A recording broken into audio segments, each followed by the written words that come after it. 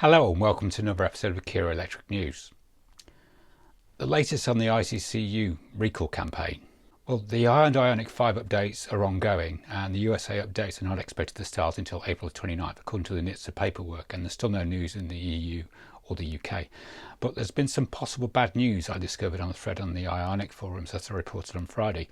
Someone who had apparently had the new 2024 recall installed reports that they had a failed ICCU after the update was installed. Details are still emerging, but in the meantime I came across a thread on Reddit about some South Korean owners who also had the update installed, the new update, and their ICCUs have also failed. So I don't know if this update's going to be delayed or pulled, but it doesn't seem to fix the problem.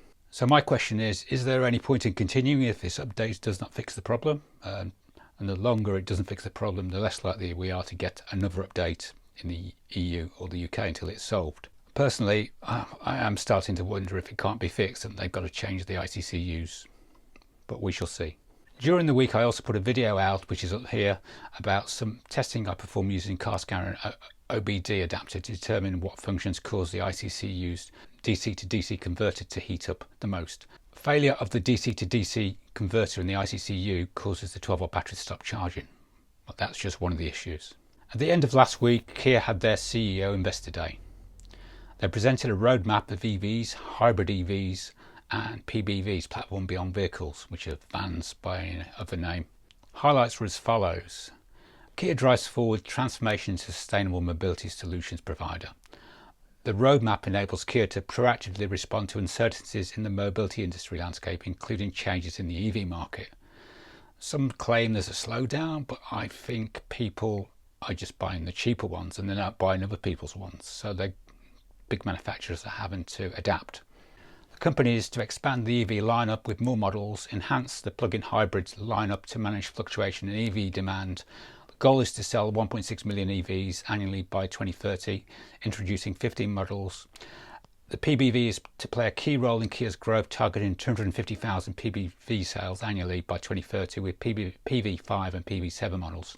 The full detailed press release is in the show notes along with everything else I put in the show notes. They also showed this diagram with a launch plan. In there you can see the facelifted EV6 appears to be launching in June and the EV3 appears to be launching possibly in July. Down the bottom of the diagram to the right is derivatives, and the EV6 GT is in there. So since we already have the EV6 GT, is this a special version of the EV6 GT they've not announced yet? So I wonder what that will be. The Korean car blog reports some spy shots of the EV3 GT line has been seen. You can't actually make out a lot in this though, but they're also confirming a July launch for the EV3. I've also noticed on my Facebook feed that Kia UK has started social media advertising for the EV3. This confirms that the UK marketing plan for launch of the EV3 is underway. Korea Economic Daily reports that Kia will enter emerging markets with the Kia EV5. As I reported last week, KED says that according to industry sources, Kia has begun producing the right-hand drive model of the EV5 at its Chinese plant in Yancheng, bound for Thailand, Australia and New Zealand. Starting from Southeast Asian and Ocean markets, the automaker plans to expand its target markets to Latin America and the Middle East, including countries such as Mexico, Saudi Arabia, sources said. The EV5 is price competitive as the vehicle is equipped with low-priced lithium iron phosphate batteries.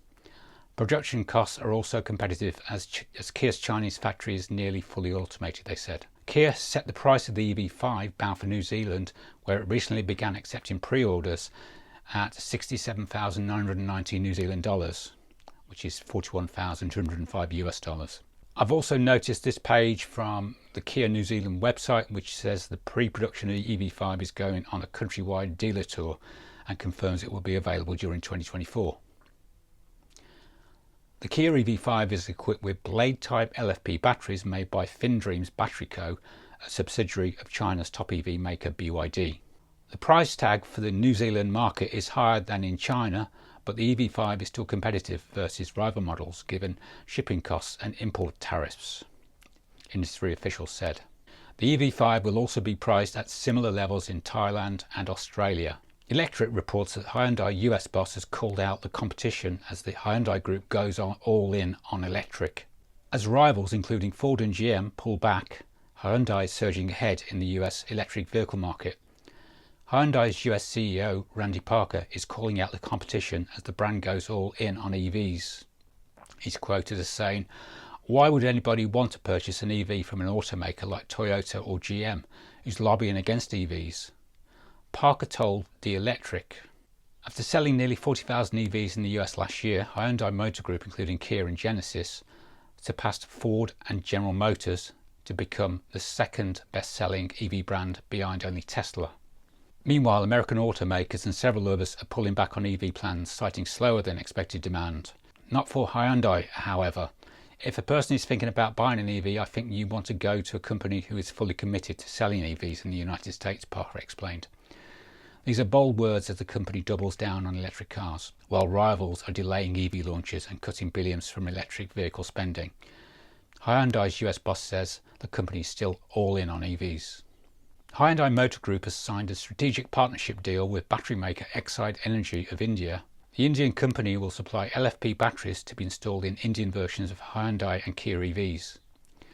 India is recognised as a highly promising automotive market worldwide, and the country is rapidly emerging as a critical player in the production and sales of EVs. Realising the strategic importance of the Indian market, Hyundai Motor and Kia are taking the lead in the Indian market by introducing its EV models to establish itself as a frontrunner in the Indian automotive industry. In Australia, Kia has rolled out an over-the-air update that I've never heard of because it's never appeared anywhere else. Details are as follows. There are no numbers attached. An OTA update for the vehicle control unit will be available from the 9th of April 2024. This update is applicable to all EV9 variants. Under the What's New section, it says this OTA update provides the following improvement to the iPedal operation. In the interest of safety, we've improved the iPedal logic to prevent the possibility of the vehicle moving slightly backwards before accelerating from a stationary position. The iPedal provides adjustable vehicle acceleration and braking control with single pedal operation. And as I said, no reference numbers are given. I've updated my EV9 Recall spreadsheets, but I'll put a link to at the top. Talking of EV9 over-the-air updates, on Friday Technically Jeff posted on Facebook images of a surprise US EV9 OTA navigation update. Update number is 240328, that's 28th of March 2024. New features include new infotainment and gauge cluster updates, but the biggest changes include themes, and the gauges now show a high and low range estimate on the gasometer. Kia UK has achieved its best quarter on record following a strong start to the year across all 3 months. Highlights include 4th best-selling brand in the UK year to date, 2nd best-selling brand for electrified sales. The Niro EV was the 7th best-selling EV in the UK in quarter 1, and the Kia EV9 starts its first full year of sales very strongly. And finally, Hyundai returns to the legendary Pikes Peak International Hill Climb in the USA on June 23, 2024, with 2 production Ioniq 5Ns and 2 race-modified Ioniq 5Ns, driven by Ron Zaras of the driver's era, 11-time Pikes Peak winner Paul Dallenbach, Spanish rally champion Danny Sordo, and King of the Mountain title holder Robin Schutz. Watch as these drivers test the limits of the Ioniq 5N, showing the world what the future performance electric vehicles looks like. A link to the full video is in the description, as well as the rest of the show notes. That's all for this week. Thank you for watching.